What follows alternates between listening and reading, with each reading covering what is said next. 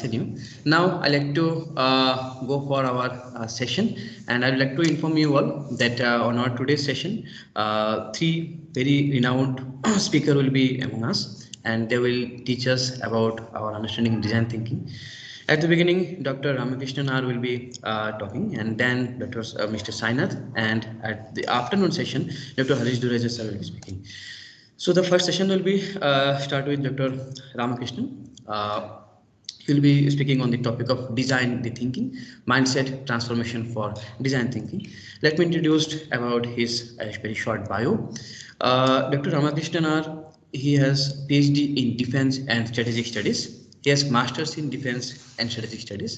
He has PG diploma in journalism and mass communication, and currently he is the assistant vice president of Intellect Design Arena.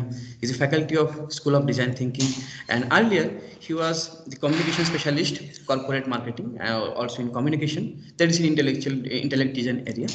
And he's the senior. He was the senior research analyst in Post and Surveillance, and also the communication strategist in Cognizant. He's the editor of in the New Indian Express. If I speak more about him, Ram was introduced the concept of design thinking during his earlier stint of Polaris, smitten by immense potential that this could bring about to any human endeavor. He volunteered to associate with intellect design thinking initiatives. Ram has varied experience spanning from journalism to market research to corporate communication and marketing.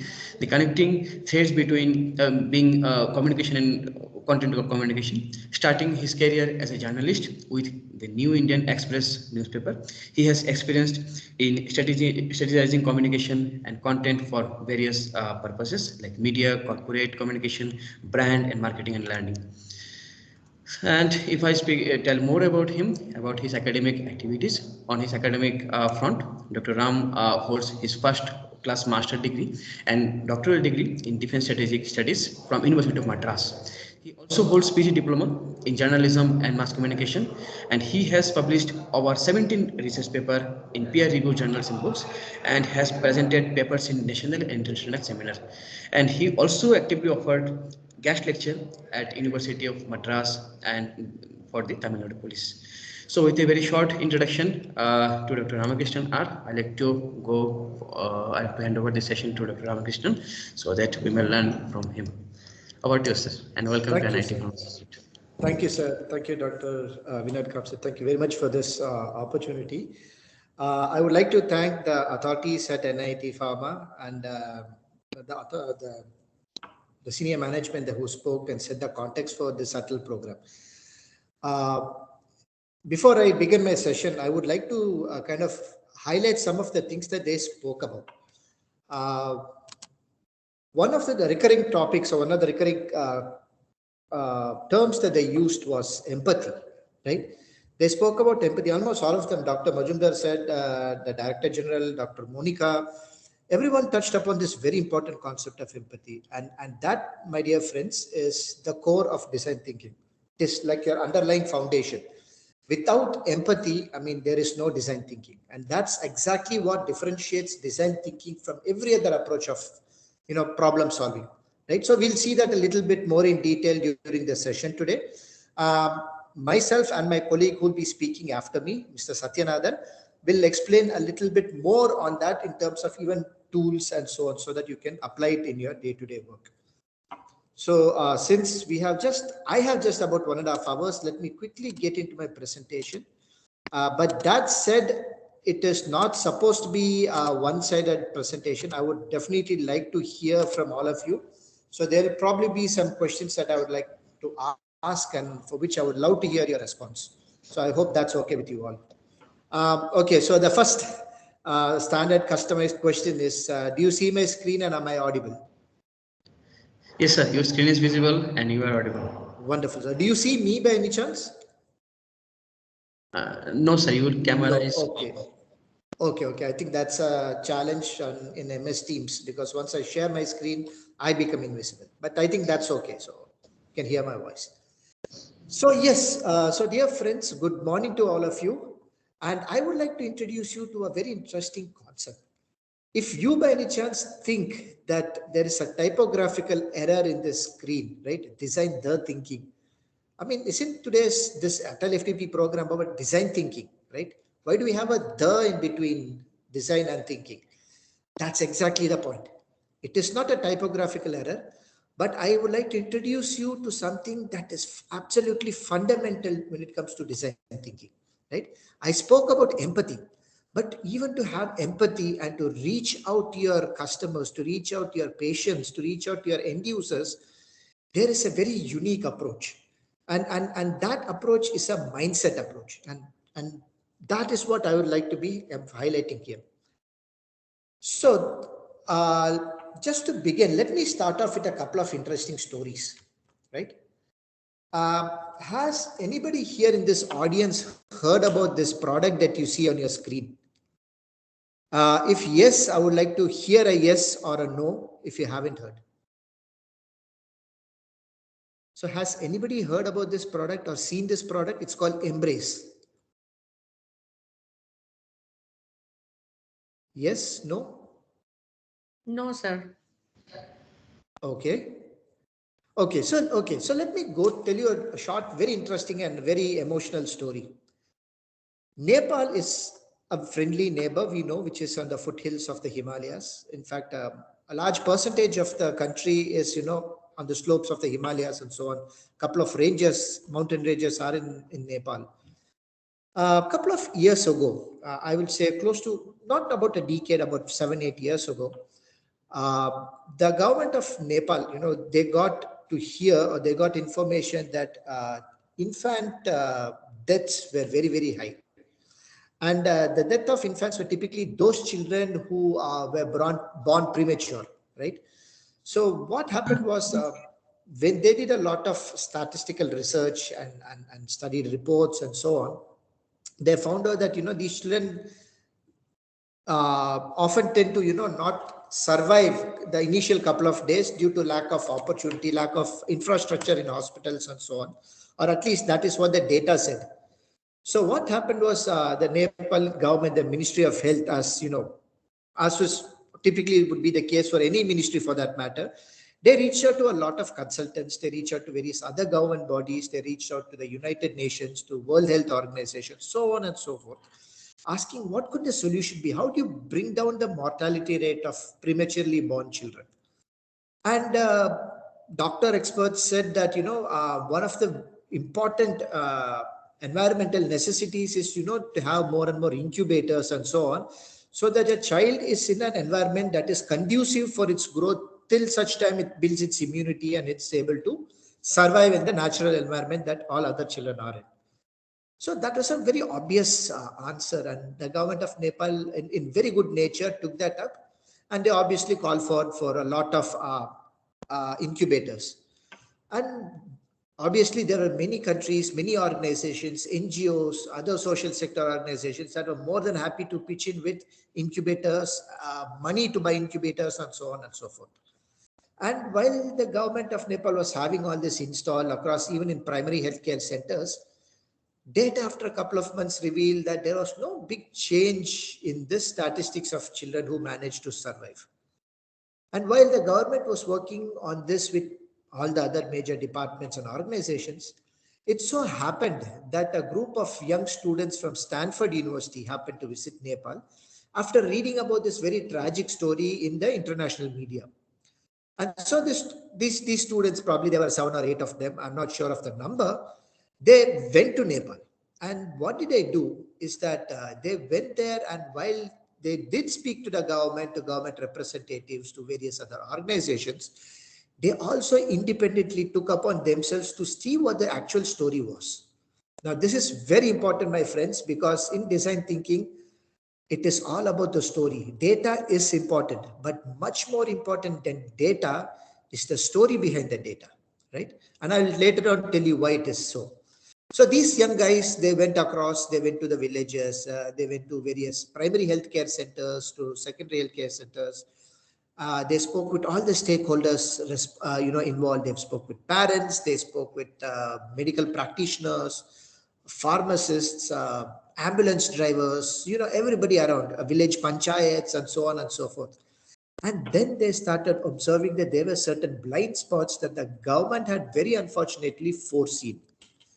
Some of these blind spots are like this. Nepal is a developing economy, right? Not very far from India, or at least certain parts of India. Roads are unpaved. There are no pakka roads, that which basically means no metalled or tarred roads. Most parents, if not all, were largely illiterate or with some very basic level of literacy, and obviously healthcare and all that was definitely not their expertise. Many of these villages were also up in the mountains or in the foothills of the mountains. While there were primary healthcare centers nearby, going to these primary healthcare centers was quite a journey, right? So even if the healthcare center was just about 5-6 kilometers away, it took probably over an hour for some of these young children to reach the hospital. And that was a huge window of opportunity that was often lost, because many a times when they noticed that death did not happen to children once they were in the hospital, but death tend to occur while they were traveling to the hospital, right? Another important thing that they've understood was that electricity was not very dependable in that state. There were large amounts of power cuts in case of rains and so on. There were other hassles, that kind of compounded the issue further. So what could be a way to protect these children? And they found out that a key focus was on the children's travel or their commute from their homes to the primary healthcare center or to a hospital, nearby hospital. And for that, understanding the blind spots and understanding what are all the challenges that they faced, they came up with this beautiful invention called the Embrace. It is nothing but a portable incubator which is heated by a pad which is immersed in hot water or boiling water for a couple of hours, and then inserted in the special pockets in this bag. The child is kept into that, it is trapped, and so the environment around in that is definitely breathable. It's not completely sealed. The child can breathe, but for a couple of hours the ambient temperature will also be so warm, just like as in a regular incubator, till such time the child was able to reach the hospital and get into proper health care. Now, what we need to understand here are some very, very important elements, right? One thing being empathy, understanding the blind spots that the government tend to overlook, so on and so forth, right? I would like to park your thought there and move on to another story, which incidentally, Dr. Majumdar sir had also spoken about initially, right? About General Electric's MRI scanning and so on. If you look at this very interesting picture, which I obviously sourced from Google, on the left you will see, very high tech scanning device, right? Obviously, for effect, it's made put into grayscale and black and white, but you see all that technology there, that bed and that big circle, that hollow area where the patient gets into and all that, and all these moving gadgets him on around her. Imagine if this patient is a young child, right? 5, 6, 7 years old, right? Going to the hospital, being injected, seeing other children cry and all that itself is very traumatic. And on top of that, it's put on a bed like this, away from its parents, and its head is inserted into a hole like this, and it sees a lot of lights and moving parts. Imagine the trauma that the child will go through, right? But GE, understanding the nature of children, understanding that, you need to actually play with the child while it is undergoing its treatment, will become a very important task. And thus you see a picture on the right, wherein the entire process of undergoing a scan, right, the procedure is made almost like a game. Here you see the bed is designed like a ship. There is a steering helm in which the child goes into. There's a treasure box at the end of it. Right? This is just one theme. There are so many themes. There are Disney-based themes. There are this Pirates of the Caribbean-based themes and so on. Where the child, when it goes inside, it will seem as though it's a play school. Right? All color, all beautiful caricatures and comics and cartoons and so on and so forth. And obviously, yes, the doctors and the technicians are also taking care of the child during the procedure, are trained to, work with the child and put it at comfort. Some of you would have probably noticed this very interesting WhatsApp video. It used to be very viral on WhatsApp, of this doctor actually injecting a very, very young child, probably a year and a half old. Like this doctor, you'll notice, used to play with the child so much and then inject the child. The child hardly knew that it was injected. It was so caught up in the play and the antics of the doctor that when the needle went in, he injected and the needle came out, the child hardly knew.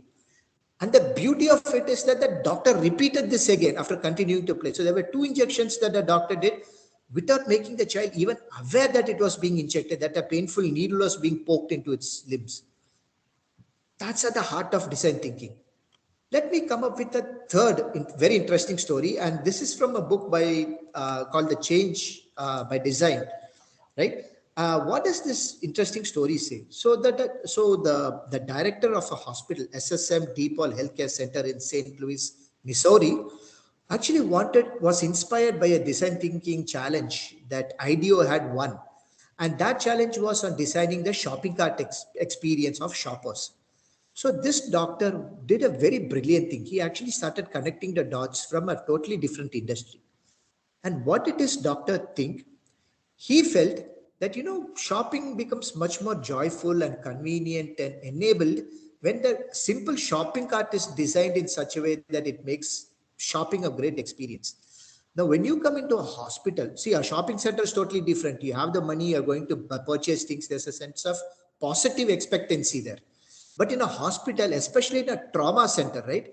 Imagine the trauma that the patient already is. Probably an accident victim, probably a patient who has suffered a stroke or a heart attack or something like that. And he or she is already traumatized, confused, hardly aware of what is going on. And for that patient and probably his or her relatives around, this entire journey is such a chaos, such a painful experience, right? And after that only comes your diagnosis, your treatment, and so on. So what happened? A very interesting and a senior designer from IDEO called Kirstian Simsarian, right?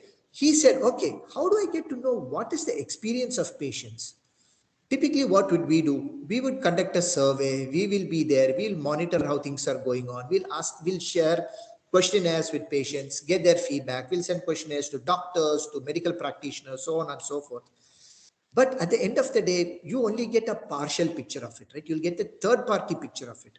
What this gentleman did was he got admitted himself in the trauma care center as a patient, as an emergency patient, right? So basically he said he has a fracture in his foot. He had a one or two hidden cameras in his body, a microphone and so on, and he got himself admitted.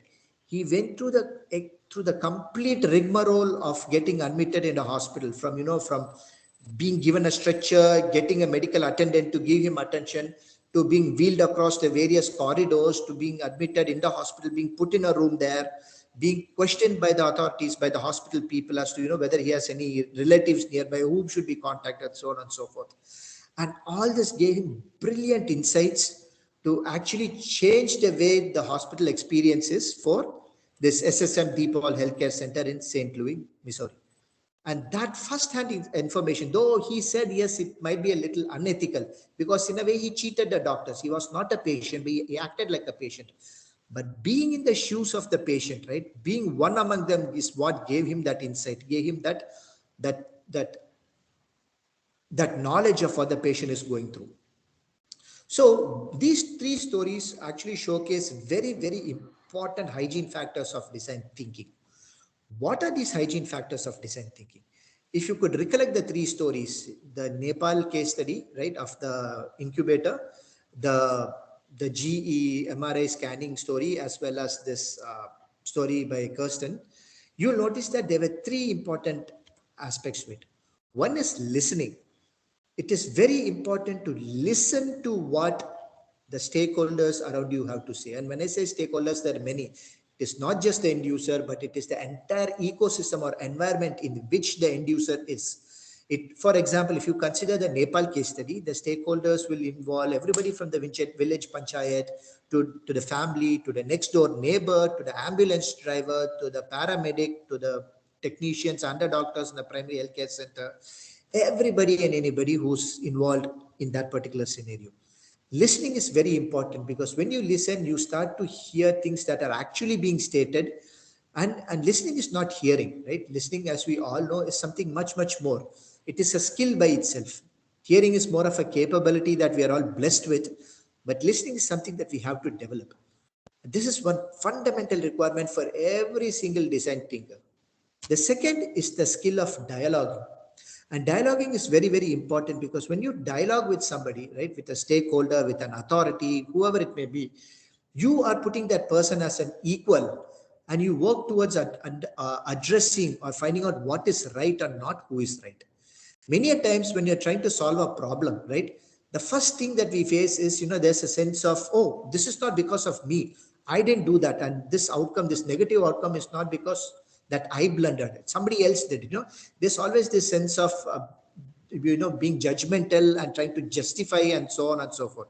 When you tend to dialogue with people around you, it is always about what is the right thing to do and not about who is right. So basically, we are not debating here. We're trying to find the right way forward. And in design thinking, dialoguing is absolutely necessary. The third, and equally, if not more important than the first two, is observation. A keen sense of observation enabled or powered by empathy. Why is this important? Because many a times, if there is a customer who comes with a requirement, right? If there's a person who says, hey, I need something to be done, I need a particular product to be designed or a service to be offered, there could be a set of asks from them. But many times there could also be certain things that the customer themselves do not know, right? And how do you unearth that? That you unearth only by observation. Going back to the story of this gentleman, Kirstian Simsarian from IDEO, he did exactly that. He observed, he became a part of the process by becoming a patient, and he completely immersed himself in the observation process, right? He was obviously driven by empathy because he put aside his biases, right? So everybody has a bias when they observe something. And what is a bias here? A bias is something that is built over you in time. I am a doctorate. I am a doctor. I have been in the medical field for 25 years. I know this. I know that. That experience builds into you, which is good. But many a times that same experience tend to blind people, experts actually. And in the process, they tend to overlook as to what the end user actually wants, right? And observation, unbiased observation, empathetic observation is what actually helps.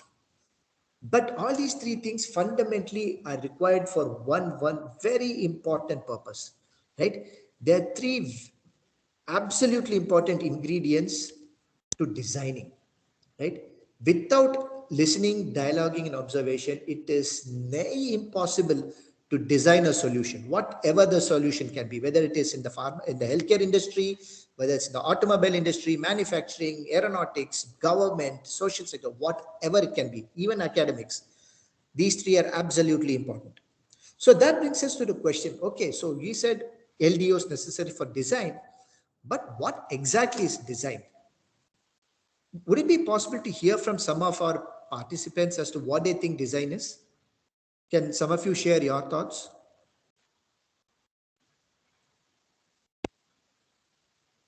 Anybody? So design is something which makes our process easier. Okay. Makes our process easier. Wonderful. Hello. Yes, sir. To design something as per the expectation of the end user, different from already available in the market, and it should fulfill the lacuna in an aesthetic manner, I think. I'm not sure. Brilliant. Brilliant. You touch upon two very important points. Thank you, sir. Yes. Okay. Yes. Another example, if you may.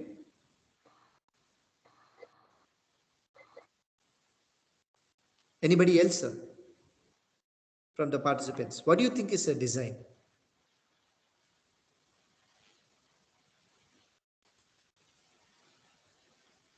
So the two gentlemen who just spoke actually touched upon very important aspects of design. See, this word design is very, very interesting. It can be used both as a noun as well as a verb. So when I say design, design can be an aspect of a product. For example, in my hand, I'm holding a pen now, and this pen is so beautifully designed. So here it becomes an adjective, it becomes even a noun that characterizes the pen. But what I'm looking at here is the verb or the action word, right? When I'm talking of design. The participant who spoke just before me spoke about user need and who spoke about differentiation, right? Creating value. And that exactly is what design is. If you want to consider design as a process, then it is a very conscious and innovative way. It is a very conscious way to create innovation that brings in two very interesting aspects, which has to be functional and aesthetic, which has to be also be based on a user's need. So if you look at the key terms when you're talking of design, there are 5 key terms here. It has to be a very conscious approach. Design is not something that happens by accident, right? That is pure luck. But if you are actually designing a product or a solution, it has to be a very conscious, planned effort. 2, like Sir said, it has to be innovative. It has to create a differential. It has to create value. Right? Something that is not existing, but something that is new. Right? That creates that delta, as they say, right? So it has to be innovative. But that said, the thing, whatever is being designed, has to be both functional and aesthetic, which means it has to have a purpose. It has to do good, and it also has to look good or feel good. That experience part that was spoken about earlier, right? Hello. Okay. So the aesthetic part is also important. And the underlying, I think there's somebody speaking. If you could go on mute, it would be nice. Right. And the third important, or the final important thing is that design is always based on a user's need. If there is no need for it, it's either a very premature design, which will take quite a bit of effort to be marketed, or there is no requirement for that product as well. So that said, let us look at some interesting examples, right? Look at the safety pin here. I'm sure each and every one of our households, right, has multiple safety pins. It is an integral part of our wear now for women to, to use it on their saris or on the dupatta of the churidars, for men, for babies on their diapers. Such a ubiquitous thing. We have taken it for granted. We know safety pin. Yeah, we know the safety pin. Who doesn't know the safety pin? So cheap. You get a dozen safety pin for like 2 rupees, right? I would request the participants to go on mute unless they have something to share. Sir, I think I should change the settings because there are huge amount of participants and it is Okay. so if participants have any question, they will write on the chat box. Okay, so then I might need your support to voice it out. Abhijit, first of all, mute them all. Yes, so yes. if they are putting up any question in the chat box, we can ask sir later on. Right, sir. Right, sir. Absolutely. Or even if it's a very contextual question based on which slide I am, please do raise it up. I can stop and I can explain. Right, sir. The more the discussion, the more interesting would be the learning. So, okay. Yeah, thank you, sir. Thank you very much. So yes, so coming back to the safety pin, I mean, we are taking it for granted, right? It's there everywhere across the world, from tiny villages to huge mega cities. It's there everywhere in every household. But do you know that the safety pin was invented over 150 years ago? And it has not changed at all. Yes, today we'll have safety pins of different sizes, different colors, maybe even different materials, some with plastic cap and so on. Some safety pins which will be part of a smiley badge that students wear on their t-shirts and on their backpack and all that, right? But in essence, the purpose and the design has not changed over a century and a half. Brilliant design, right? And the inventor who also designed the safety pin also designed another very interesting and related product, the sewing machine. It has changed over a period of time in terms of the power, whether it's something that has to be powered by the leg or by hands or by electricity, the size and so on. But the fundamental design of a sewing machine and its purpose have remained unchanged for well over a century. Brilliant design that has withstood the tests of time. Let us look at something very interesting and more, again, something that we have seen almost day in and day out, especially our friends from Mumbai region, right? The Dabbawalas. What an amazing design of service. No technology used, no high-end literacy. I mean, the average Dabbawala is probably a mid-school or high school pass out. They don't use GPS. They don't use WhatsApp, Olo and Uber and GPS and all that, right?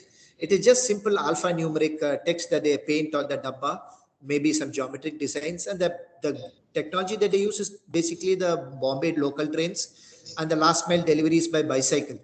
As simple as that, right?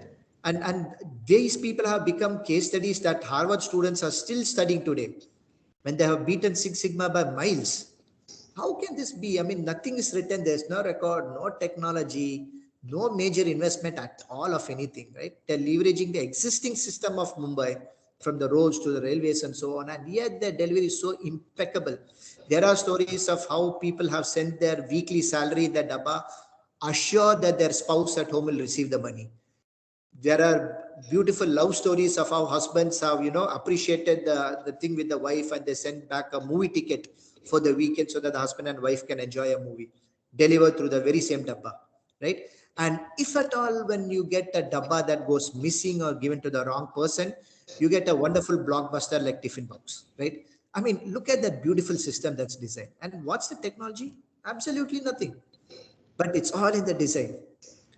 On the other side, let us look at this interesting picture, a foot over bridge, something that is absolutely necessary in our country, considering the humongous amount of statistics that show people being knocked down by trains, right? But then if you look at this, it is absolutely functional. It goes back to that question of, of something of a good design being both functional and aesthetics.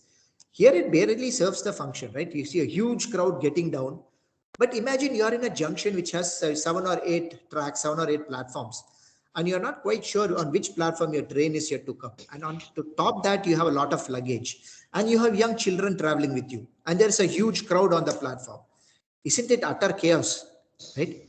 Imagine how differently able people will be. The people who can't see, the people who can't walk properly enough, people on a wheelchair, right? Does this design actually serve the purpose? Yes, it's a tick box for the government. It does say, yes, we have created a foot over bridge over this very busy traffic junction. But does it serve the purpose? Is it a good experience that people get while using? That they would love to travel, take the foot over bridge? If that is the case, why do we still hear new or read news stories about people being knocked down by trains in the vicinity of railway stations, or even in a railway station when they try to run across tracks to get onto the other side? There is much to be thought about here, right? So that said, what are the elements that are necessary when you actually talk of design, right? So we looked at LD, or listening, dialoguing, observation. We saw some interesting stories at the outset. We saw some very good examples of great design. We are seeing an example of a not so good design. So obviously that means there are certain check boxes, certain things that have to be adhered to. If I can use the term, certain ingredients that are required for designing to be done, right?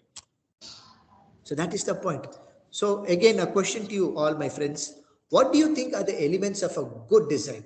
Based on the stories we heard, based on what the seniors spoke at the outset, during the inaugural session, what do you think are these elements that assure a great design of a product or a service? Can anybody share?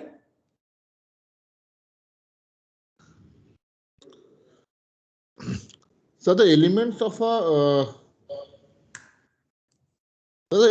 a great design, that it should be facilitating the problems which is being faced. Okay. Okay. It should solve the problem, in other words. Exactly. It should solve the problem which is there. Brilliant, sir. Yes. Hello. Yes, sir. Yeah, sir. I think element. I mean, your design thinking product should be timely, affordable, and it should be liked by the customer. It may not be liked by your boss, colleagues, or team members, but the center focus should be the customer. Wonderful. Brilliant. End user. Great, sir. Yes. Sir, can I? Please, sir. Yes, sir. Sir, I think it depends on the product or on the substance or what we're actually making. Whatever the available resources we have, by utilizing those resources, when that is, we will have to deliver our best so that it may show long-lasting effect and covering maximum of the people, provide the facilities for maximum of the people. Long-lasting effect. Okay. Using available resources. Okay. So that's a constraint. But sir, in design thinking, a challenge is almost always tried to be converted as an opportunity. So when there is a dearth of available resources, that actually gives an opportunity to look beyond. So thank you for bringing that up. Wonderful point. And long-lasting effect. Thank you. Yes. Sir, Deepika Garg is mentioning that basic element of great design innovation, innovative ideas. Participants can raise your hands if you have going to address. May raise your hand. I will unmute you. Innovative ideas. Okay. Okay. Dear participants, if you want to the answer of the questions what sir is asking, you may just raise your hand. I will unmute you. Yeah, Deepika Garg is there. Let me unmute her. Yes. Yes. Yeah, ma'am, you may unmute yourself and speak. Hello everyone, good morning. Hi, ma'am. I Good morning.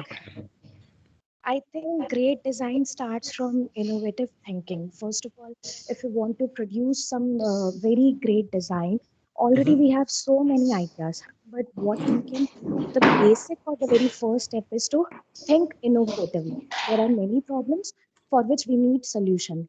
And instead of making machinery more difficult or putting more programs into it or things like that, we can start by basic innovative thinking.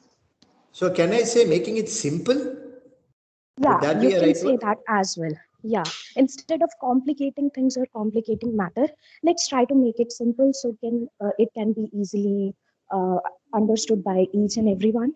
If Brilliant. we are talking about patience, Awesome, ma'am. Awesome. Brilliant. Very important thank point. you, Thank you, ma'am. thank you, sir. Anybody else? You know, the beauty of design thinking is that it is not rocket science. You do not have to be academically qualified or highly skilled or, academically very proven, published multiple papers and all that. It's a very human thing. It's a very, very human approach. That's the beauty of it. And that's why there are so many answers, brilliant answers that's coming from all of you. In any more inputs?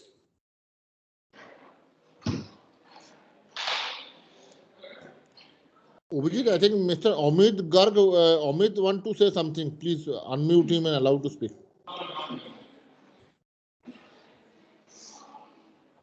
Yes, Amit sir? Somebody, those who are raising their hands, allow them to speak.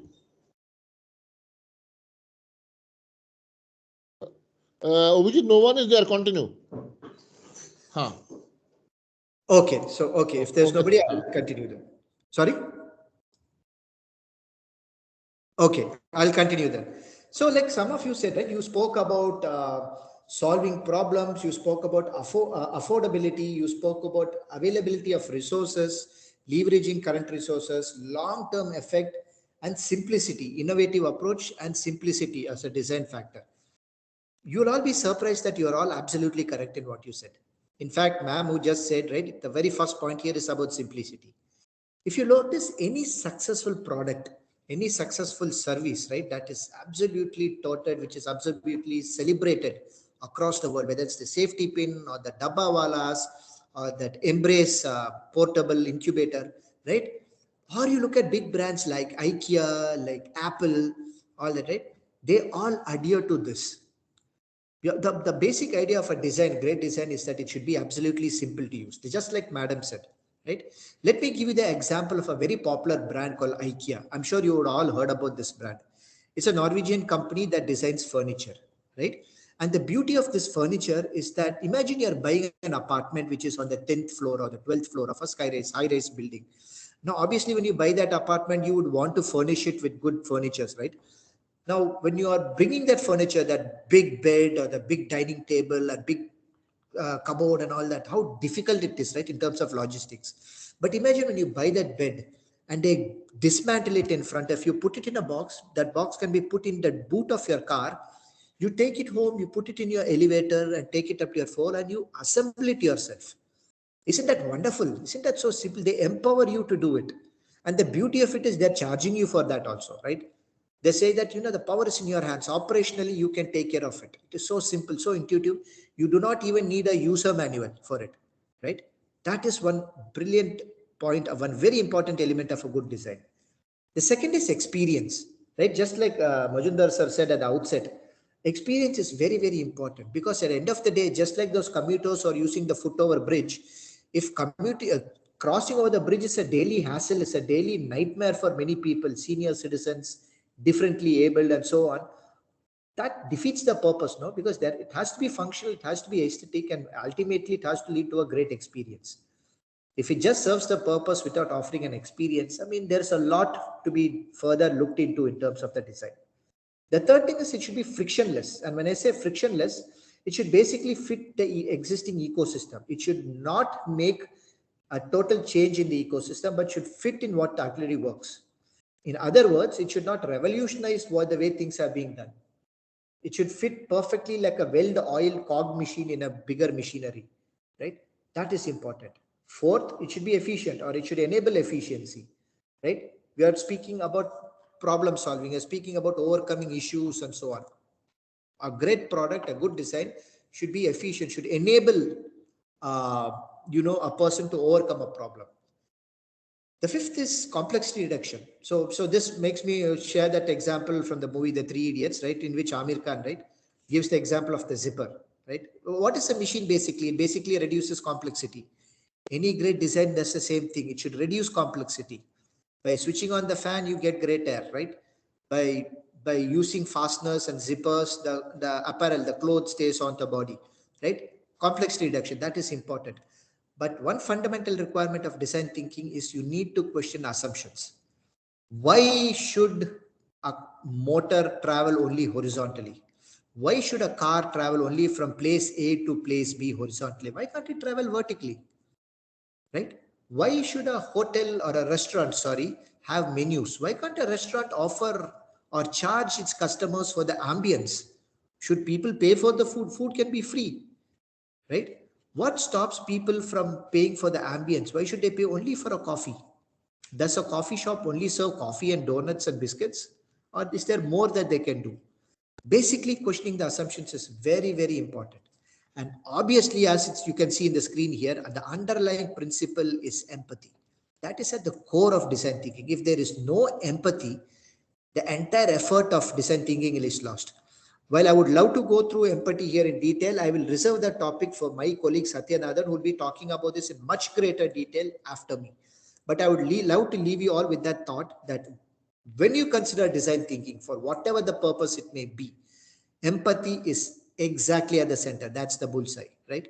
And when I say empathy, I extend it to understanding the end user, the need to be human-centric in approach. Right.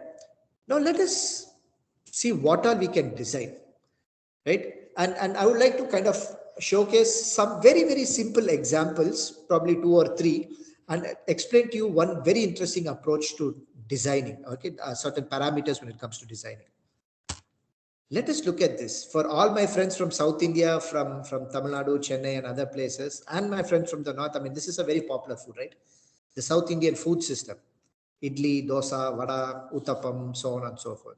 You might be thinking, what's so great in this?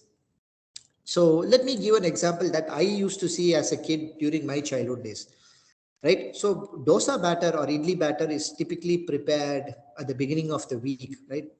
Big, huge amounts of it is prepared typically and is kept in the refrigerator, right? To be used as and when required.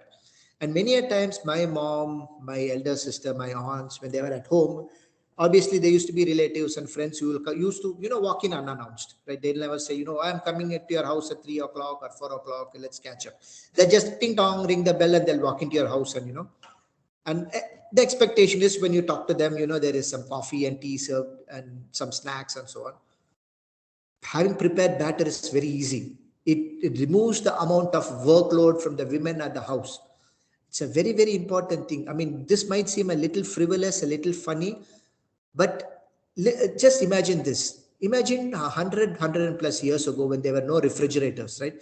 The refrigerator became a common thing only 20 plus years ago. But before that, if you look, especially like a place like South India, Tamil Nadu, right, where a lot of cultural advancements have been actually spearheaded by women who are lived in joint households with a lot of men, lot of other family members in and out. Imagine the struggle that these women would have to go through in their homes, day in and day out. Every morning, get up, go to the kitchen, prepare for their husbands, for the brothers-in-law, for the father-in-law, for the children, so on and so forth, for the other women, all that, right? I mean, their entire life would have been spent in the kitchen. That's morning, afternoon, evening, dinner, so on and so forth.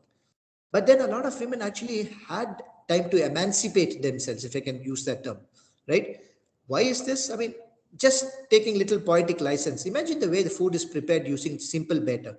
And in a place like Chennai, right, which is always known for its weather, except now this past two months, right, November and December, where we've been blessed with a lot of rain. Usually it's a place known to be hotter and hottest. Those are the 3 climatic types of Chennai. And you know that in batter, yeast plays a very important role in making it sour. So when batter is prepared, on day one you have idlis, on day two when it becomes a little more sour, you get dosas made. On the third or fourth day when it's even more sour, you get vadas, crispy vadas fried in oil. And on the fourth or fifth day, you get, when the batter is even more sour, you make delicious uttapams, right? Your Indian version of pizzas, if you can call it so, topped with onions and garlic and tomatoes and so on. And to complement this, because this is basically nothing but protein and carbohydrates, right? So to add to the other nutrients for that the body needs, you have this wonderful chutneys and sambars and so on. And what you get in this is you get your nutrition, one, and you get a variety just out of a simple component. Now, this has actually unearthed so many things for the women at home. More time to do what they want, less effort in preparing day-to-day meals, variety that caters to everybody's interest, nutritional requirements met by the family members, and so on. A brilliant story, very, very simple story, and just like brilliant design, no, this is often overlooked. Whoever thought that the safety pin is a great design, right? We use it, we take it for granted and we use it. But look how it is. Let me tell you another story, especially something that will resonate with the men folk over here. You know, there's this brand called Gillette, right? It's supposed to be the world's number one when it comes to shaving appliances, shaving tools for men, and grooming and so on. Now, when Gillette wanted to launch a very, very currently popular brand in India, especially in South Asia, if I can extend it, right? They did a lot of market research, and this was a little over a decade ago. They did a lot of research. They put tons and tons of money. This was in the US. So they put a lot of money, they did a lot of research, and they came up with one product that they thought will be brilliant in the market. It was very cheap, high, good, great quality, easy to use, and you know, all the superlatives that you can think with a great product. So obviously design thinking tells you that before you launch a product, you must prototype it, right? So that's exactly what they did. So who would be the best audience when you prototype? If it is a product that's being launched in India, test it on Indians, right? If Indians like it, great, then your product is a success. So they immediately gave a lot of these shavers to all the Indian students in the US university, in American universities. And so our young Indian students in Harvard, in Yale, and other universities, Stanford and all that, they used it in their hostel toilets, and brilliant experience. You know, when they wrote back to Gillette, they said, this is a great experience. It's absolutely cheap. My brothers, my parents, my grandparents in India, my father and grandfather in India can use it. Right? It's very, very affordable. And so buoyed by this positive result, Gillette launched this with a big bang in the Indian market. And what happened was, after a few brief months, the product absolutely dropped. It was a catastrophe. It did not sell well at all. And so this raised a huge question with the Gillette marketing team, with the R&D team, and so on. Right? Why is this a problem? We thought it worked well. The Indians in India and in the US said it worked well. And they said, okay, so the answer for this cannot be found in the US. You have to go to India. So their marketing team, their R&D team came here. They spent a couple of months in India. They traveled across tier 1, tier 2, tier 3 towns. They went into villages. They spoke with different stakeholders, end users, barbers, so on and so forth, merchandise holders, right, retail shops, and all that, to see what went wrong. And that is when they noticed, they observed, right? That is the keyword I would like to use today. Dialogued and observed that the way Indian men shave is so different from the way the men in US shave. For one, especially in tier 2, tier 3 towns, in villages, water comes at a premium.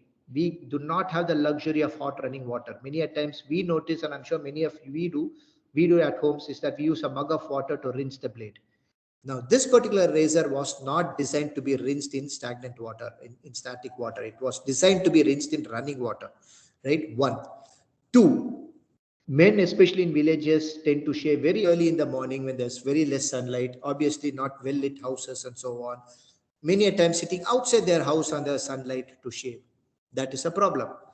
So when they considered these kind of various blind spots that they unearthed, they knew that, oops, there are major lacunae, major gaps in the design. And that's when they went back to the drawing board. They redid the entire thing and they launched it back to India as the Gillette Guard, right? This very, very popular brand that is now, being marketed by your types like Virat Kohli and others who, come as the brand ambassador. And we all know that Gillette Guard is now a very well-known household name when it comes to shaving, especially in India. So that is one very interesting story that I wanted to share.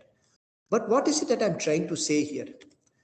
When you think of design thinking, right, there's a very important approach to it, right? And what is that? There are 4 important aspects to it. The first aspect is that you need to understand the actual requirements of the product or service that you're designing or creating. Now, when you understand requirements, there are 2 types of requirements that you would often meet. Imagine yourself to be a product designer, right?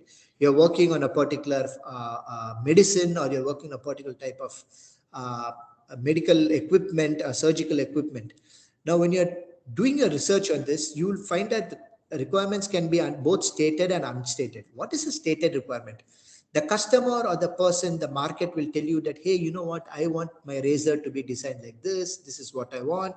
This is what I do not want. So he or she, the customer, is very clear on their expectations, on their needs, on their wants. That is stated. But many a times, requirements are often unstated because the users themselves do not know, right? And this is very important to unearth or decipher very early on. And to get the unstated requirement, the only way possible is to observe the person, right? Going back to Kirstian's experience at the hospital in the US, where he acted as a patient, got himself admitted and underwent to the entire process of a trauma care patient, right? He understood that there are so many unstated needs that the patient would probably want to get addressed. And the only way by doing it is by observing the patient as a patient. So when you're understanding the requirements of your end customer, it's important to get both the stated and more important to get the unstated need.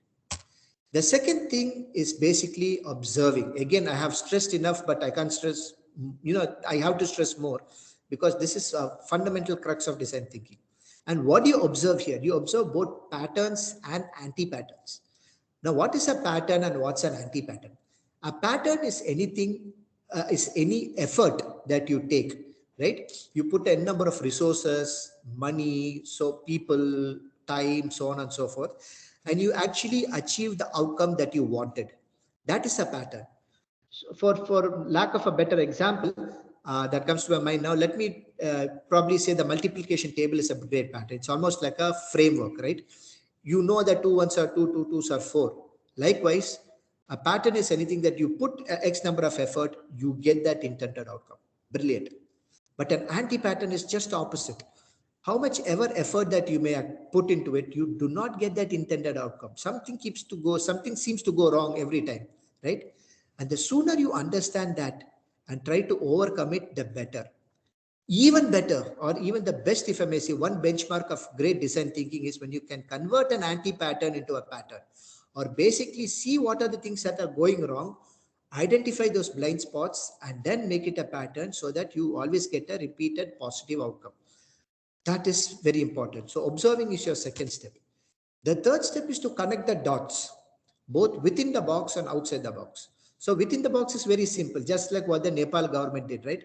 They had a problem, so they went to the various other medical departments, they went to hospitals, they went to the United Nations, they went to World Health Organization, to UNESCO, to other hospitals, so on and so forth. Simple. So anything that is relatable within your department, within your institution, within the industry, within the geography, some logical connect from which you can learn is basically connecting the dots within. But outside the box is when you get inspiration, when you get insights from a totally different domain altogether. Again, since this is medical fraternity here, the pharmacological fraternity, I would like to share a very common household name we have in South India, a popular brand called Arvind Eye Care Hospital, right? So the founder of this hospital, Dr. Govindappa Venkaswamy, wanted to actually do, he had a very noble vision, and he wanted to see how he can leverage or rather, curable blindness without making commerce or economy or money a constraint.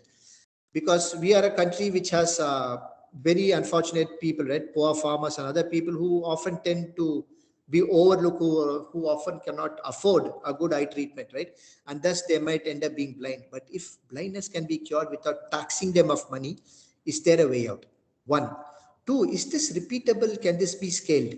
What do you do to make it so? So with these thoughts, Dr. Govindappa Venkaswamy obviously reached out to his consultant, to the medical fraternity and others, and like all well-wishers and well-intended people, they said, why don't you look at another hospital, a government hospital, Apollo Hospital, Chettinad Hospital, and so many other hospitals which have proven themselves to have great practices, right? To have successful stories in them. But our friend Dr. Govinda Swami said, okay, wait, let me try to see what else can be done. And so he actually looked outside the box. What did he do? He bought his flight tickets, flew 12,000 kilometers away, landed in a place called California at the headquarters of McDonald's. If McDonald's can replicate high quality burgers, French fries, milkshakes, and what have you for almost the same cost across the globe, can I repeat that model here in India without taxing my lesser fortunate patients, right? Can I make quality and algorithm repeatable day in and day out and day out, just like how McDonald's did, right? From one branch, they have scaled the world over without compromising on quality. Despite the fact that McDonald's has amongst the highest attrition rates. Today, you go to a McDonald's restaurant and have a burger and French fries. 2 weeks later, when you go there, you will not see the same person who was serving you at the counter. The attrition rate is extremely high. But despite that fact, the quality of food continues to be as it was, right? So this inspired Dr. Govinda Swami to look outside the box. And the fourth and the final most important thing is to unearth blind spot. And what is typically a blind spot? We define blind spot as something that you do not know that you do not know. If there's something you know that you do not know, that's not a blind spot, right? You'll put effort to overcome it. But many a times there are things that you do not know that you do not know. And that is very important because just like in the Gillette story, right? Organizations that spend so much time and money and effort get hit on the wrong side because they were overcome by blind spots. So the sooner you unearth a blind spot, the better it is. And tools like prototyping and so on are very, very important. Good for it that Gillette was able to get this after prototyping with the wrong audience set, right? But they hit the market and unfortunately they had to redo it. So the sooner we identify a blind spot, the better it is for us when we are launching our product or service. Right.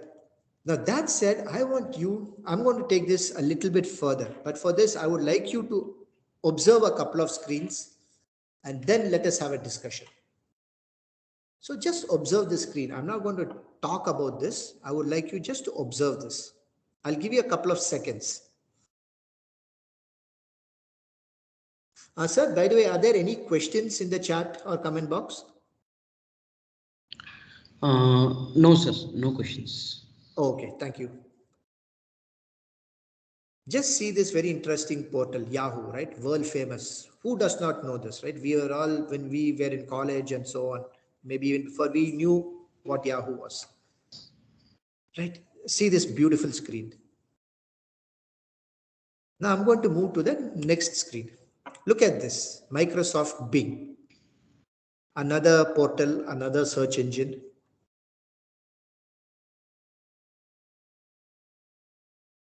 Just observe the screen and see what all you can, identify and what makes sense, what is different, and so on.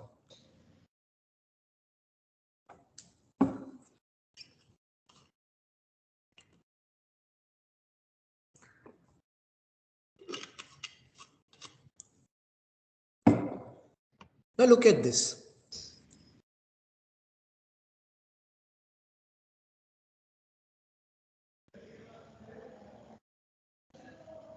Let's move on to the next screen.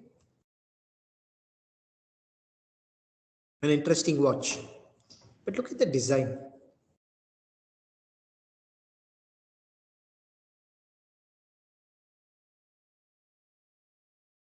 A very interesting business card.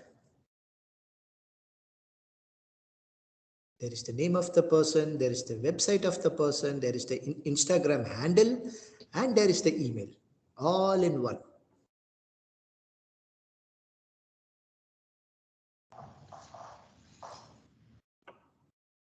Nobody needs to be introduced to this gentleman, right? Absolutely, there's no way that any of us can make a mistake in identifying who this personality is. Yes, sir, absolutely. He's the father of our nation. Absolutely, absolutely. But so beautifully put. And I will now tell you why I wanted you all to observe these slides. We are going to now talk upon Okay, there. Sorry, there's one more person that I want you to see. Sorry. Do you know who this person is? Can anybody tell me? Let me give you a clue. It's there on the top right of your screen. This is the clue. Tokyo Olympics 2020. Obviously, this person, this lady, is a cyclist. Okay, going by the headgear, right? Can anybody tell me what her name is?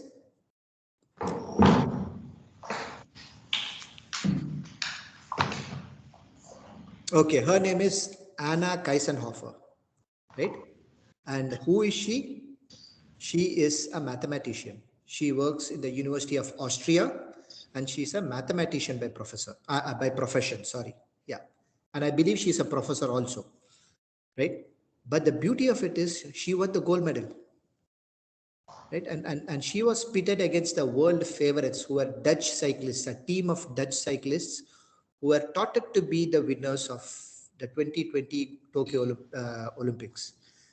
But this lady won it. Very, very surprising. An underdog, as they say, right? Least known, somewhere at the periphery of the radar. Nobody even noticed her. But stunningly, she won. And I will explain through three paramount laws of design thinking as to what you just saw in the couple of screens before. Right? In design thinking, there are three fundamental laws. And I would rather like to put it as a challenge before all of you. If there is any successful superlative product that you absolutely love, whether it's a product or a service, whatever field it may be in, that product or service has to adhere to all the three laws. If it misses any of these laws, trust me, friends, that sometime or the other, the product has a big window of opportunity to fail. It will go down. There is tremendous scope of growth. Let us look at the first law. Less is more. A very paradoxical statement, no? You're saying less, but you're saying it is more. What does it mean? Go back to the first three slides. Yahoo versus Bing versus Google. Yahoo at that time said, you know what? You have come here to search.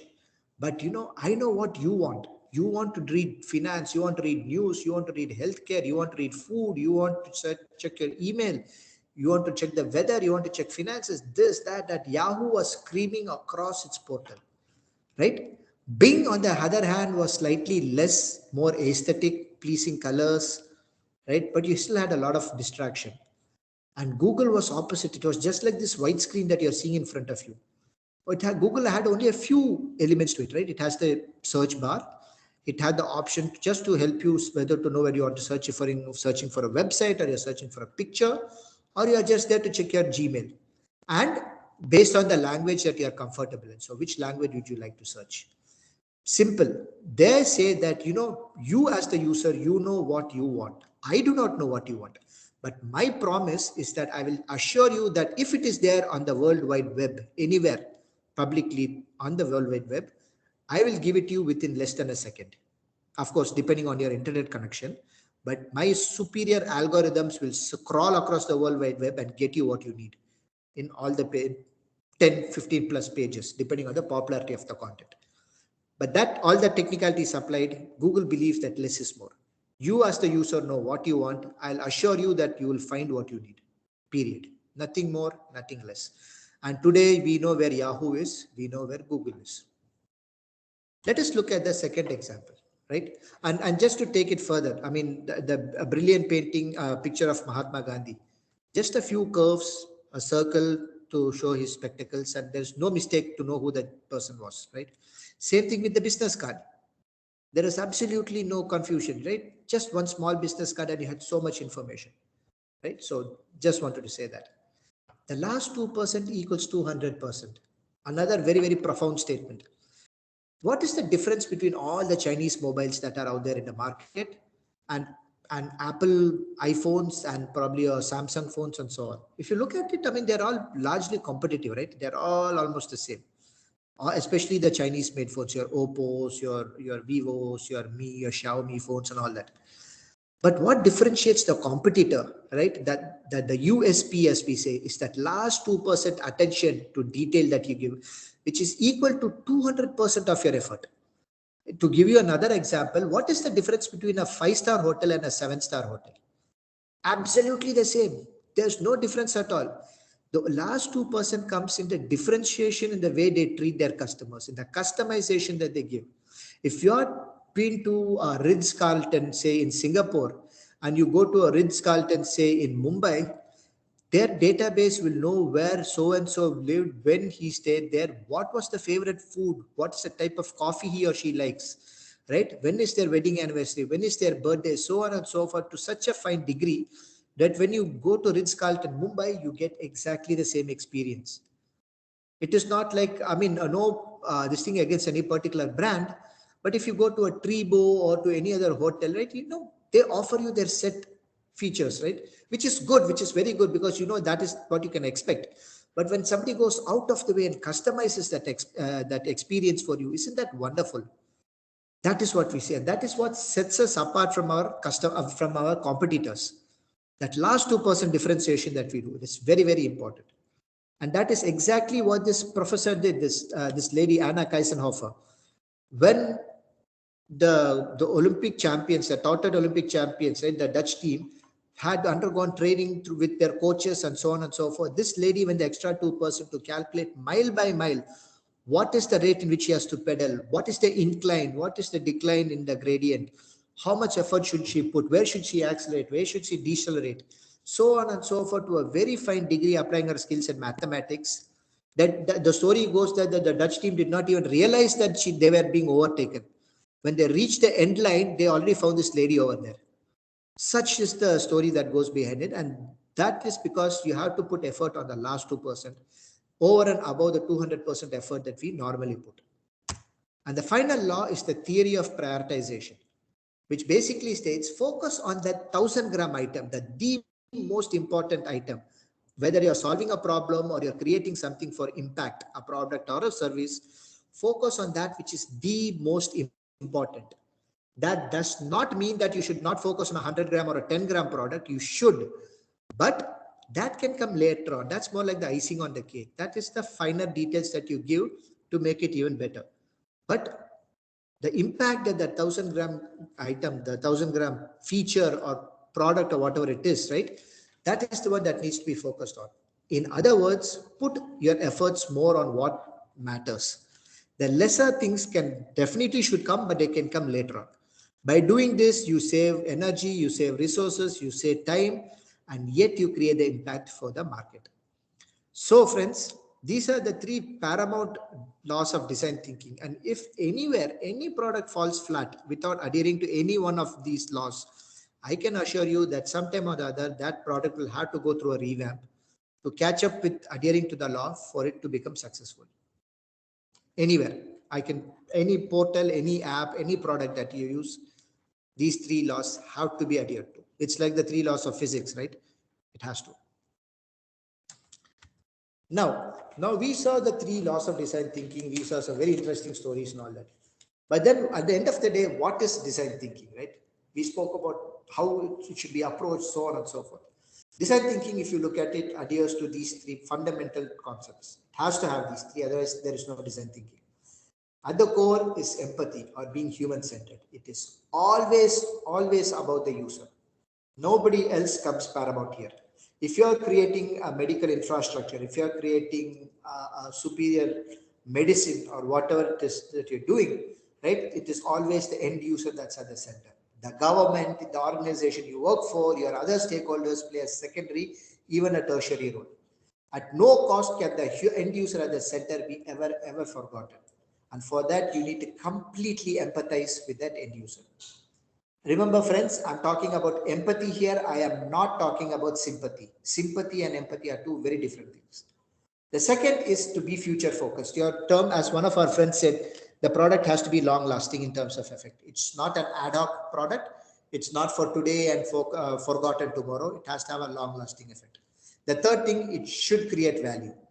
That is the innovative approach, the differentiation. If it doesn't create a differentiation, what's the difference between that and another thing? Where is that last 2%, as that law says, right? It has to create that differential. So design thinking adheres to these 3 things.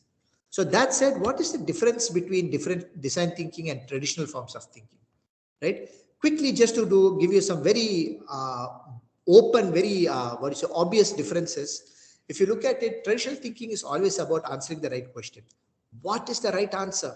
Sorry, it's not about answering the wrong question, the right question. It's about what's the right answer. So when you are given a problem statement, when you are given a problem to be solved, the first thing that you think of, okay, so if this is the problem, what is the answer?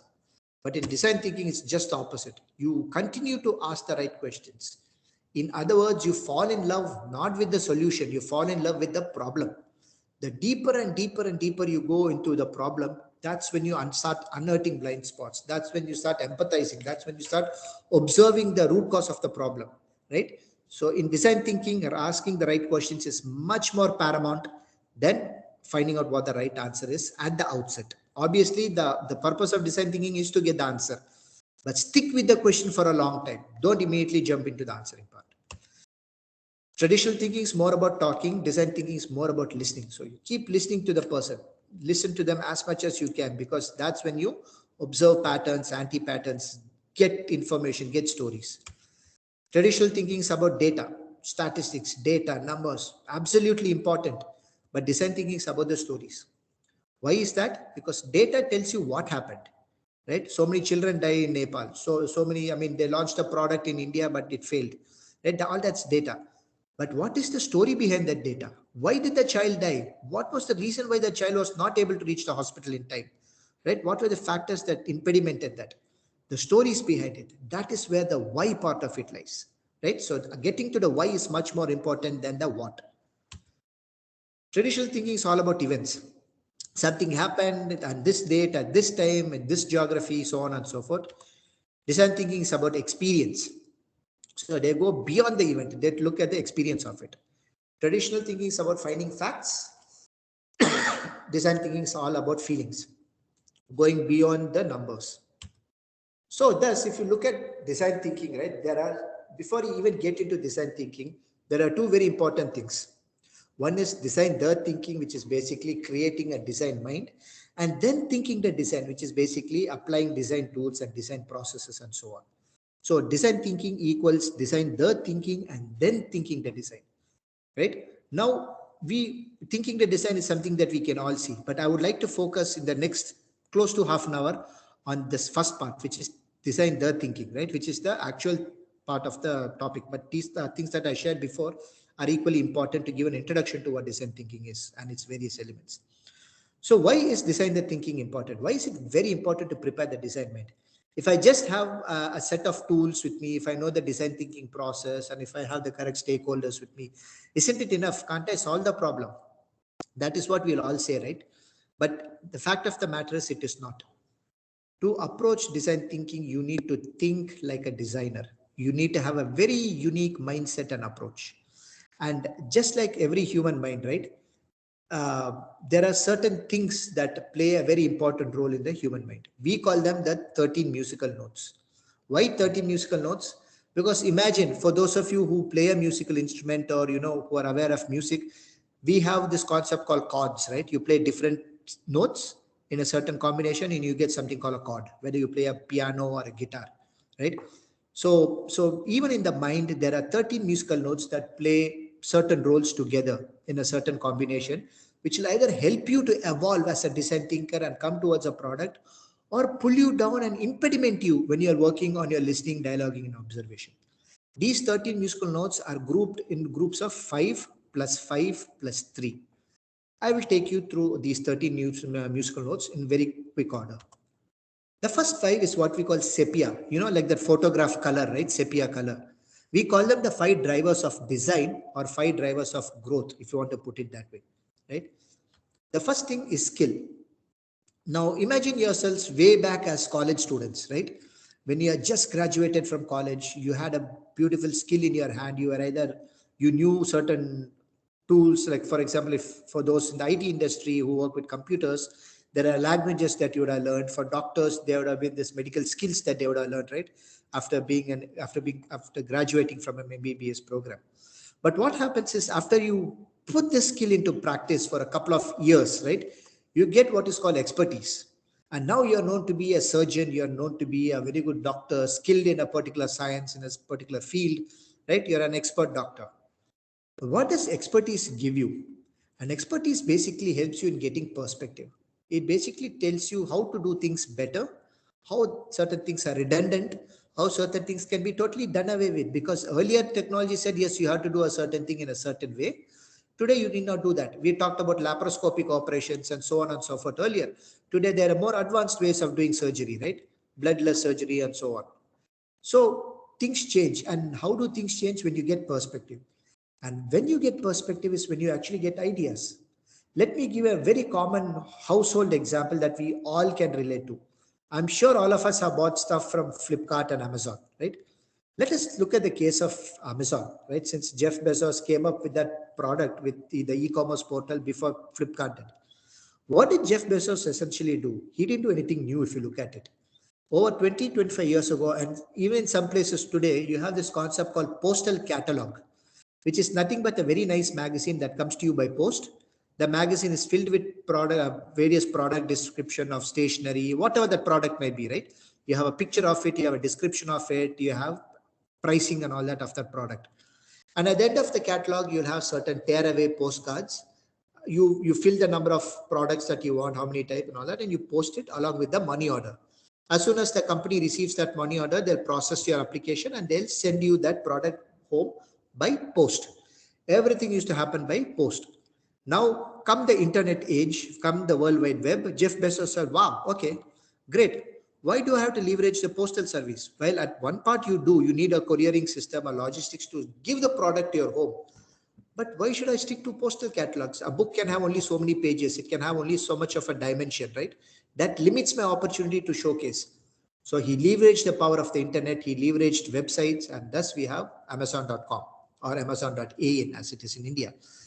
Basically, he connected two things, the postal catalog with the internet. And if you look at it, friends, all great innovations have come purely by marrying two very disjoint ideas together. I was surprised to read recently that, when this big talk of how did dinosaurs get extinct came up, I assumed that it will be paleontologists or paleobiologists or, archaeologists who would come with a solution. But the answer actually came from a geologist as to why dinosaurs became extinct. Totally different field, right? So if you look at many, many, many great inventions, it is because two different spheres of science came together. What is popularly called the Medici effect? If you can actually even read that book itself. There's a wonderful book that goes by that name, the Medici effect, which basically stresses upon this, how great ideas come because two very divergent or two very different thoughts come together, and the intersection is where you get great ideas. And the final thing is what we call alignment. Once you get great ideas, right, you get aligned. And what is alignment here? Alignment is nothing but understanding the bigger purpose of what we are doing, of what the organization is for, so on and so forth.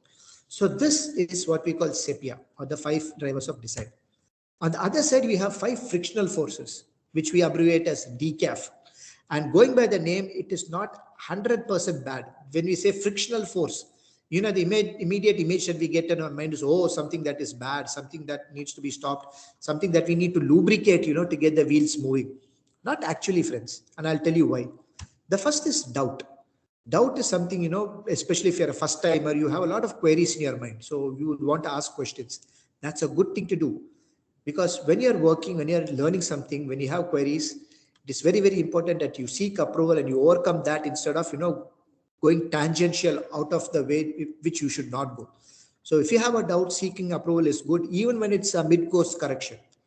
The second thing is conflict, and conflict is not a bad word, right? Conflict typically comes because of these reasons: difference of opinion, difference in perspectives. Like the standard picture you see, you have the number 6 drawn, one person on the other side looks at it as 9, I look at it as 6. It's a difference of opinion and difference of perspective. The third thing is difference of expectation. If you're launching a product, how many features should it have? Should it have 5 features or 10 features? You will want to say 10, your colleague will want to say 5. So that is a conflict. Conflict should always be overcome by a dialogue or not by debate or discussion. Always dialogue with it, because as I said at the outset, dialoguing is about what is right and not who is right. So in the larger interest of things, it is important to dialogue. The third thing is anger, and anger comes absolutely, as it is said here, from helplessness. So many a times, instead of being bogged down and instead of, that's something that saps into your energy. Understand that there are phases of life which, you cannot control. which is beyond your control. So accept it and move on. That is the only way you can overcome anger. The fourth is fear of going wrong or failing, fear of committing to long-term projects, fear of basically anything that is unknown. If I want to buy a new house, right, and it's a big sum of money, can I afford it? Do I go to a home loan? We might have done the math, but we are scared of, long-term commitment. Can we do it? But then the only way you can overcome fear and taste success, or even failure and learn from failure, is by getting courage, acquiring courage, right, from within and doing it. Because unless you put your foot forward, get your hands dirty, you will never ever know how to overcome that. And finally is the concept of ego, right? Ego is this feeling that you know it all. You're this great doctor who has done so many operations, right? 2000 plus surgeries and so on in a matter of, say, so many years. So you've been there, you've done that, such an expert. But then, is that the end of learning? If you think you know it all, that means you have stopped yourself from learning. And all the great people that we see around us, whether it's Mahatma Gandhi or Dr. APJ Abdul Kalam, or even people like Mother Teresa, right, who have worked with the underprivileged, their sense of humility, that there is much more to learn, much more to seek, right, and learning from every opportunity, that's what makes them great. This sense of humility. And this is something that, actually helps them to move further. So friends, decaf is not actually bad, and very cliched and often used term, that example that I use is, imagine it to be like the pinch of salt in your bowl of soup. If there is no salt in your soup will be bland, right? So to garnish it, you just need a pinch of salt. Too much of it is absolutely bad, and little of it is not tasty at all, right? So that's how it is. Or if you want to use again an example related to friction, imagine it like that friction between your tire and the road. No friction at all. Like if there's an oil spill on the road and you're driving your car at 100 kilometers per hour, you know what will happen. On the other side, if there's a lot of friction, when your tire is deflated, there's no air, the car will hardly move. So you need just the right amount of pressure in your tire, the right amount of friction for you to enjoy that drive. So that's how decaf is. And finally, there are the last three elements, which we call the capacity levers. What are they? Vulnerability. It's always great to be in a vulnerable zone, because that's when you start thinking so much. They say that you think 10 times more. When you're in a new place, in a new project, in a new organization, you're in a very vulnerable state. You're out of your comfort zone, right? In a comfort zone, you do not accomplish anything. You're already there, right? You're comfortable. But when you're in a vulnerable zone, that's what makes you think again and again, and your thinking capacity goes up. Appreciation is definitely important, because when you're appreciated, your capacity to perform goes more. Somebody pats you on the back saying it's a great job. Somebody gives you a thank you message. Your boss says it's a job well done. Your self-confidence goes up, and thus your capacity also goes up. But on the other hand, if you have a limiting belief that you cannot get into a new project, or you cannot get into a new domain, that's when your capacity actually goes down, because you're not tried it. You're bogged down by fear. You're bogged down by so much doubts that you hardly take the first step. And who knows, overcoming that limiting belief, you might be a superstar in your department, right? So it is very, very important to actually overcome a limiting belief and move on. So just before we conclude, if you... Sir, I would like to request you to explain that vulnerability aspect once again. Okay, sir. Right. I will do that. Yeah. Thank you. So vulnerability is basically a situation in which you are, which basically it means that you're not in your comfort zone. If you have been working in an organization for 10, 15 years in the same department with the same set of people, you know everybody knows you. There's nothing new to prove, right? It's a well-oiled machine. Everything is nice. You're absolutely comfortable. But if you are moving into a new organization, into a completely new department, probably even a new domain, a new geography, you are put into a country that does not speak English, you are suddenly put into Norway or Sweden, right, where people hardly speak English, right? That is when you're in a vulnerable zone. Everything is new to you. And what happens to people who are in vulnerable zones? They typically start thinking more.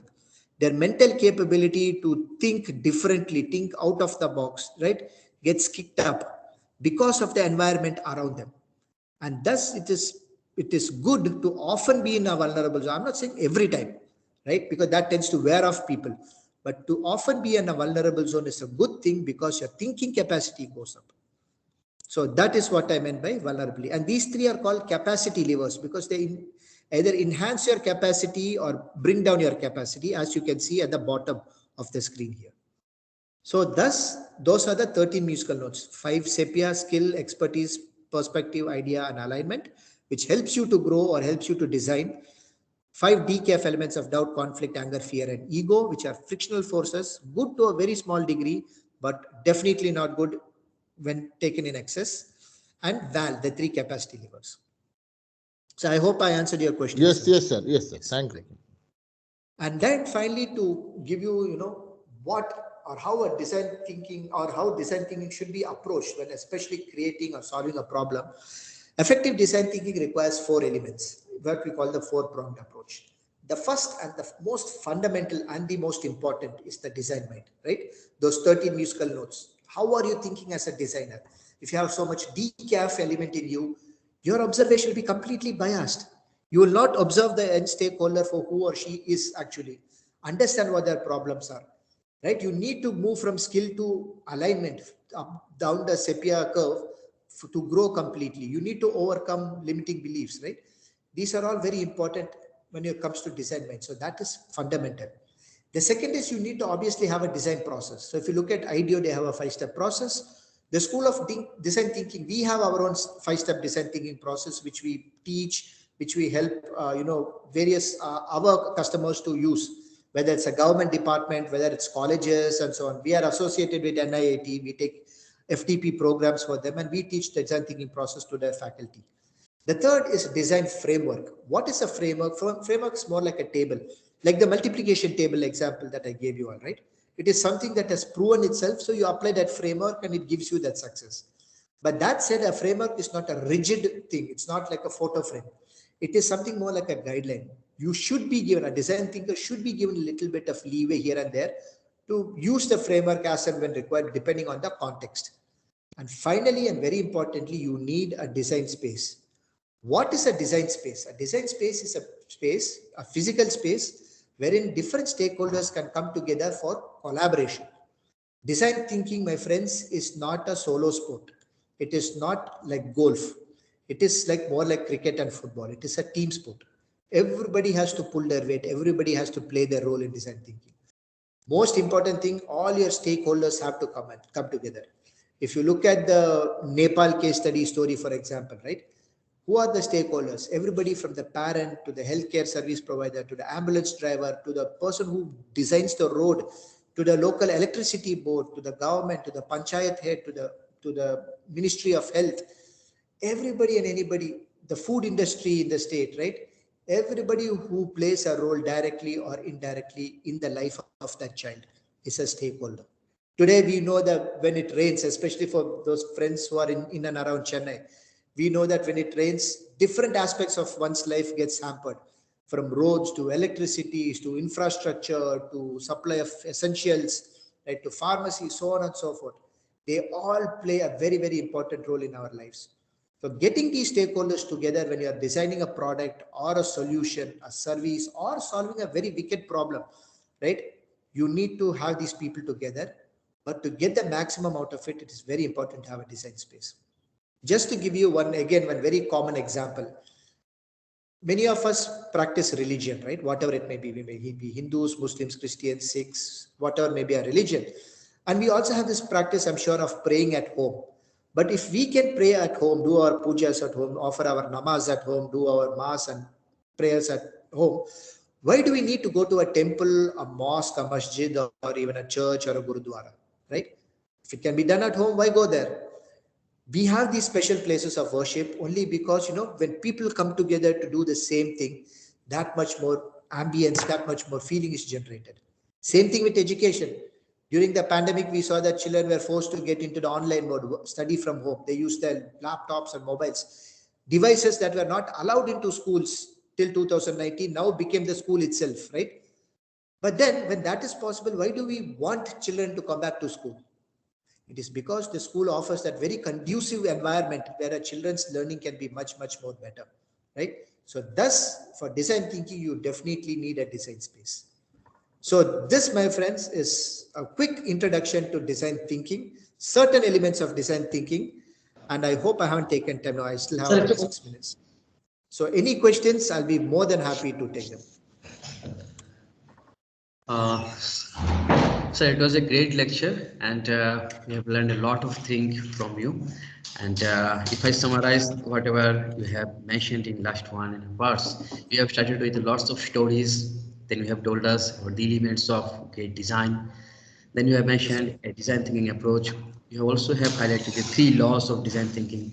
Then you have tried to highlight that what is the definition. We are the teachers. If we teach our students about design thinking, you have mentioned the definitions. Then you have told about the SAPIA, DKP, VAL, BAL, that's three capacity leverage, and you also have mentioned the effective design thinking requirements. Whatever just now you have True. mentioned. Yes. So we're so happy, Exactly. sir, for listening. I can see our honorable director, sir, is also with us, despite his busy Oh, schedule. Sir has listened all the lecture. It's a oh, great, wonderful. happy moment for us. Sir, would you like to add any comments, sir? There might be some technical issue. Okay. Okay, Okay. okay, okay. Sir, there are a few questions. With your permission, can I ask? Absolutely, sir. Yes, please. Okay, great, sir. Sir, Swati ma'am is asking, how do we define design thinking for students? How do we define design thinking for students? It's the same thing, sir. Design thinking is not different for different people. The essence of design thinking is the same. But how, okay, but how do we teach it to students? Well, one, we need to understand what their requirements are when you're taking design thinking for them. And design thinking is always learned hands-on, right? The beauty of design thinking is actually in the doing more than the thinking, right? We call it design thinking because of the approach. But if you're introducing design thinking to students, then it's very important that you introduce them to the concepts and start giving them projects. That is how we do it at the School of Design Thinking. When we work on our various credit courses with colleges and other organizations with students, we give them projects, hands-on projects where they apply various design thinking tools and they come out with a proposed solution. We work with various startups, so we help them finalize better their ideas. We help them in coming up with prototypes and thus go to market and so on. So the beauty of design thinking is in the doing, and I think that is the approach that should be applied across. So there's no different way of it for a set of students, a different way for startups and for professionals and so on. It's the same. Great, sir. Sir, Dr. Shushma Verma ma'am is asking that how can we bring design thinking mindset in academic curriculum? It's a very relevant questions for us, sir. That is true, sir. That is true. First of all, it is very important to understand who our stakeholders are, who our end users are. When you want to bring design thinking mindset into the curriculum, I understand what she means is how do we make the curriculum more interesting for students, Yes, such sir. that students open their cameras, unmute themselves, they interact in the class and so on. So the first and foremost thing, like many of your participants said, right, during the interaction and the esteemed elders before at the outset during the inauguration, is that we need to empathize with our stakeholders, with our end user. And for that, there is a very interesting tool called the persona tool that we use. Understand who is that end user, who is that student, what are the limitations of that student, what is it that that student likes, and talk to that student based on what he or she prefers. Once you give a chocolate to a child, the child opens up, right? You're a family member, you're meeting a new child in the family for the first time. So how do you approach it? You approach it, with gifts, with chocolate, you make the child come to you. Likewise, so when you're designing a curriculum, see what are the things that inhibits that student from absorbing that curriculum, absorbing that education process completely, and then working on it. Whatever be the product or service, sir, when you talk of design thinking, the crux of it is understanding the end user. And it is only by doing this that you can actually modify outcomes. So just to answer Madam's question, how do you apply design thinking in curriculum? Start off with understanding who the student is. If it's an individual student who has a problem, or if it's a larger curriculum that needs to be redone, and then work towards the solution part of it. And there are many tools and processes to do that. So, Right, sir. yes. Sir, Shalini ma'am is asking, what is the difference between human centered design and design thinking? No difference at all. Human-centered design is the crux of design thinking. Right. No difference. She is exactly right in what she is saying. There's no difference. So in design thinking, the center, the main thing is the human being. And when we say the human being, it is the empathy that is there. Okay, so we are used the word empathy. What is empathy, first of all? Empathy does not mean you are feeling, oh, this child standing in the signal begging for food is so unfortunate. Oh, I feel so bad for her. That is sympathy. That is not empathy. Empathy is truly understanding the condition of the end user. When you're talking of patients here, children who come for an MRI scan, children who come for a vaccination jab, right? What is the mindset of that child? What scares that child, right? And thus, by understanding the nature of that child, how do you overcome that? When GE started creating its MRI scans, right, the beautiful picture I showed you at the beginning, right, they try to understand the mindset of the child. Scans and scanning equipment and the room can be very frightening because the child will be alone there, right? And it will start seeing different sounds, it will hear different sounds, see different lights, it will be very, very scared, right? And over and above that, if the child is having a headache or there's already some experiences the child is going through, it will be very traumatic. What did GE do? It completely gamified this. There are some stories in which they actually make it a gaming process or a different activities that the child does inside, which makes it very interesting for that child during the entire process. So that is empathizing and understanding the nature of the child. It in no way sympathized with the child, but it empathized. And that's why it's important. Right, sir. Uh, Dr. Venkata Harshvardhan is asking, show the slide before DKP. Okay, we'll share the recordings, Dr. Venkata. Okay, we'll share the recordings. Then Mr. Nirumalo Raj is asking that design thinking and business process reengineering, how it differs. Design thinking and business process Process reengineering. re-engineering. A very interesting question, sir. It's a kind of a, how do I say? Design thinking would be more of an input for business process re-engineering, because at the end of the process, you're not just looking at inanimates, you're looking at people, right? So design thinking would be an approach to re-engineering a standard business process. I would not say that would be replacing it, but that would be more of an approach. So when you're reconstitutionalizing, when you're reworking on a process, right, that obviously calls for a change, for innovation, for some difference in the way things are done. So using design thinking to actually start that would be the right thing to do. That's my understanding and my take. I'll give you an example for this. When we work with various government departments, recently we worked with the Tamil Nadu Industries Department. And one of the biggest problems was, how do you make them, or rather the biggest ask was, how do you make the state of Tamil Nadu more conducive for manufacturing units and different industries to set their shop in the state, right? The new government wants to make it a much more, that's there in every agenda, every government's agenda policy, to make the state a very welcoming state for people who want to invest and set up shop here. So, but the problem was there's so much protocol. I won't say red tapeism, so much protocol, so much rules that have to be adhered to. And now this had to be redone, and that was an ask. How do you do it? That's a different process, but the approach in which it's being done has to take into consideration various aspects of design thinking. So that is it in short. So that's what we did. So we had a workshop and we worked with different industry departments in the Tamil Nadu government to kind of create that mindset before they actually undertook the process of re-engineering. Right, sir. So I think Dr. Amit is trying to interact with you. He might have any question. Dr. Amit, please unmute yourself and please you may ask your question. Yeah. Hello, sir. Hello, sir. Disruptive innovation involves design thinking. Am I right, sir? Yes, Means it is. no disruptive innovation is complete without involvement of design thinking. This is my doubt or perception. Can you elaborate on that? Sir, when you say disruptive innovation, design thinking, it will be great if design thinking plays a key role here. But I right now do not have enough stories to narrate whether it is not. Okay. What I mean by that is, if your disruptive innovation has a long-standing impact and not something that was very short in the market and died down, then I think it is very, very important to use design thinking, because design thinking forces you to look at the long picture, right? And what is that long picture here? It is the end customer who's using that thing, for whom you're kind of trying to disrupt the market by offering a better solution or product or whatever. So that said, yes, design thinking is necessary, but how currently all disruptive technologies use design thinking, I would say to a very large extent, yes, but there could be probably one or two examples which have not. But that said, sir, my checklist would be how these innovative or disruptive innovations address those three laws of design thinking. Less is more, last 2% equals 200%, or the theory of prioritization.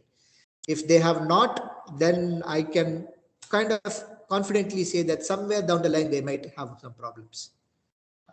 Okay. Sir, one more question is there, if you permit. Yes, sir.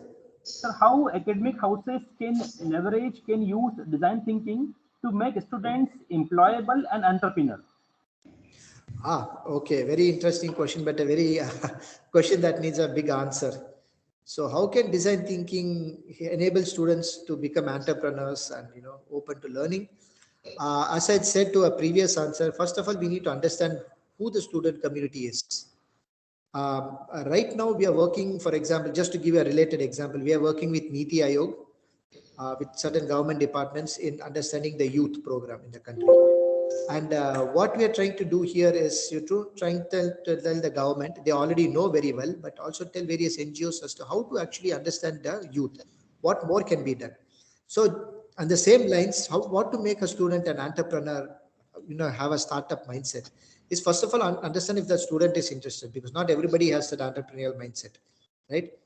Understand the student, provide opportunities for that student to develop his or her skill.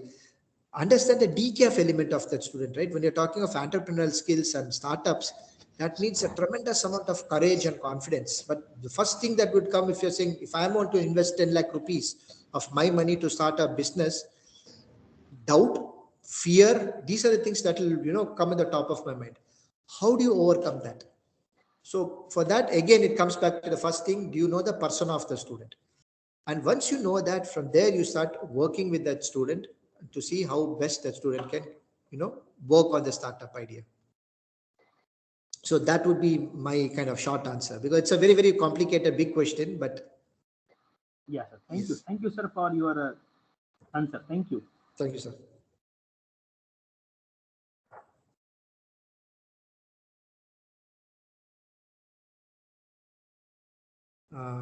So it's 12:07, sir. So do we have any more questions? Yeah, sir, last two questions we have. Yes, sir. Yes, please. Okay, Dr. Soumya Dashmi is asking that what are the challenges of design thinking facing pharma industry? I think ma'am is trying to say that our pharma industry is not growing in that much during the pandemic era. Are we not able to implementing the design thinking concept in pharma industry, or what is your view or suggestion? Okay, so there are, see, this is what we call a wicked problem. So if the source of that problem has multiple inputs, right? There are multiple sources for that problem. We call it a wicked problem because you cannot nail one reason for it. So design thinking, can we leverage it for the pharma industry? Yes. Has it been done thus far? I don't think so, to a large extent. Basically, it's not industrialized, it's not institutionalized, sorry, right? There are pockets of it here and there, like the GE story, like the Nepal case study story, and so on, that there are so many stories out there, but largely no. And why? There are different reasons to it. So unless we get to the root of the problem, it's very difficult to state what can be done, how it can be done. But understanding the very nature of design thinking, and that it is industry agnostic, yes. And I believe that pharma industry will greatly benefit if they leverage design thinking. So especially now, because of the pandemic, when we're working on vaccination, now we are talking of vaccinating younger children, right, below 18 years and so on. Design thinking can be leveraged to understand and see what can be done to solve this problem. Right, sir. And sir, last question. This is from Dr. Monica. Yes. She's asking that is there any infrastructure required to adopt design thinking in institution level? Good question, ma'am. I believe yes. As I had said, if you recollect the last slide that I had shared, right, there are four-pronged approach, wherein you have a design mind, design process, design framework, and design space. Design space is what I believe you are asking for. So if as an organization you are able to invest in a good design center, then that will be of great help.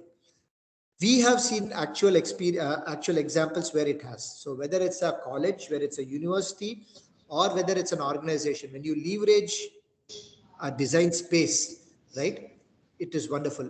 At the School of Design Thinking, we have a 30,000 square foot design center, right? Which caters to different phases of design thinking, different tools used, different ways in which people sit and work together. And we see for a fact that this actually helps, right? Because imagine how was work 6, 7 months ago when all of us were forced to work only from home.